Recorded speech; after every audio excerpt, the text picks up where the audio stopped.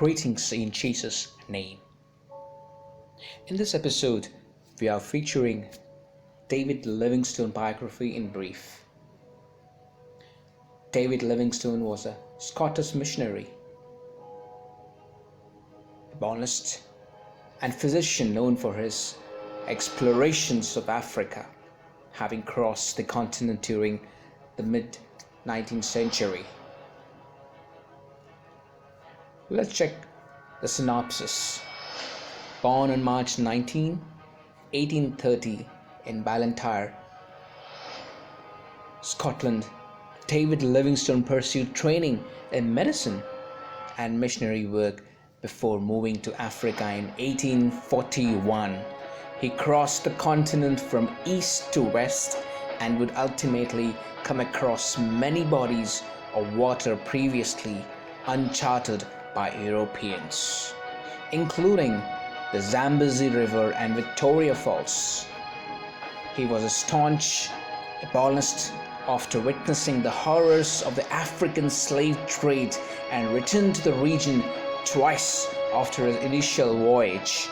He died on May 1st, 1873 in Chief Chitambo's village near Lake Bangweulu, North Rhodesia. Now it's called as Zambia.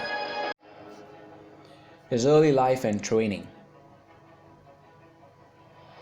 David Livingstone grew up with several siblings in a single tenement room.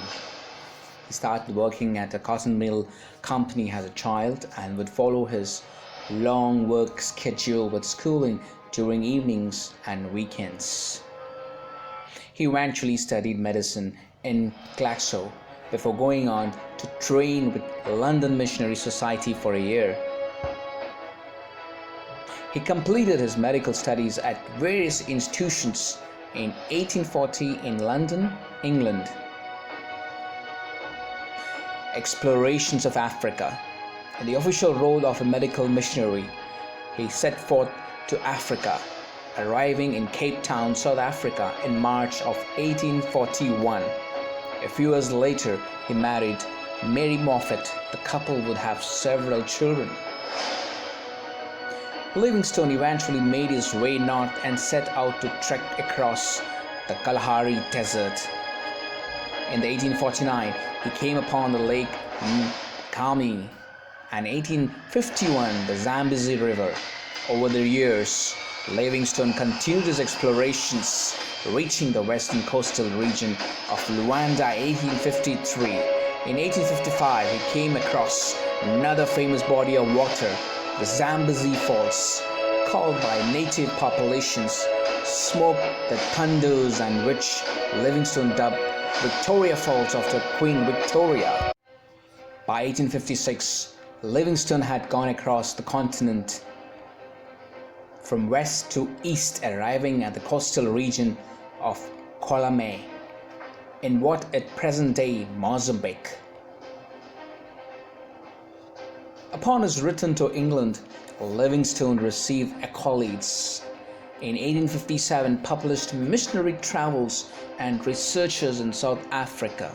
The following year, Livingstone was appointed by British authorities to lead an expedition that would navigate the Zambezi.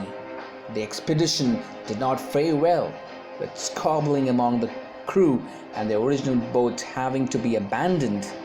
Other bodies of water were discovered through Livingstone's wife. Mary would perish from fever upon returning to Africa in 1862.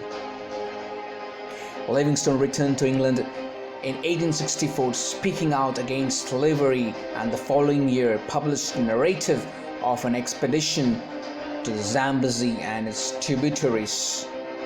In this book, Livingstone also wrote about his use of quinine as a malarial remedy and theorized about the connection between malaria and mosquitoes. Livingstone undertook another expedition to Africa, landing at Zanzibar in early 1866 and going on to find more bodies of water with the hope of locating the source of Nile River.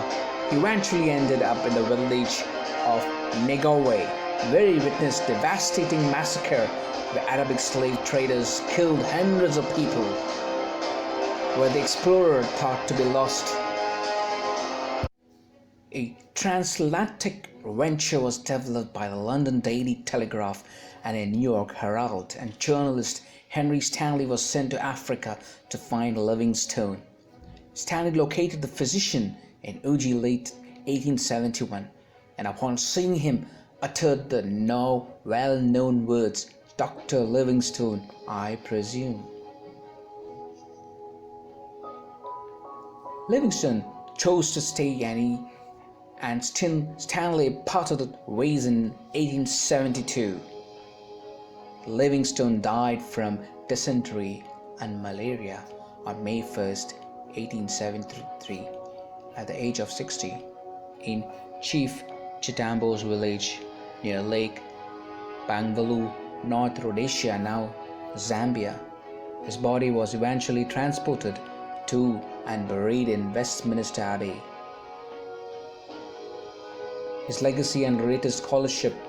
Livingstone has been positioned as a staunch abolitionist who believed in the dignity of Africans, the viability of commercial enterprises for the continent, and the imposition of Christianity.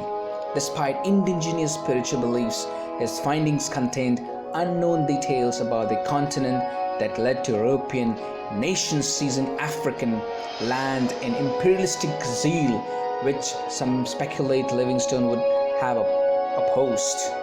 A copy of Livingstone's 1871 diary entries can be found at the website of the David Livingstone Spectral Imaging Project, which chronicles his time in Nigawe and sheds light on his place as a complex historical figure.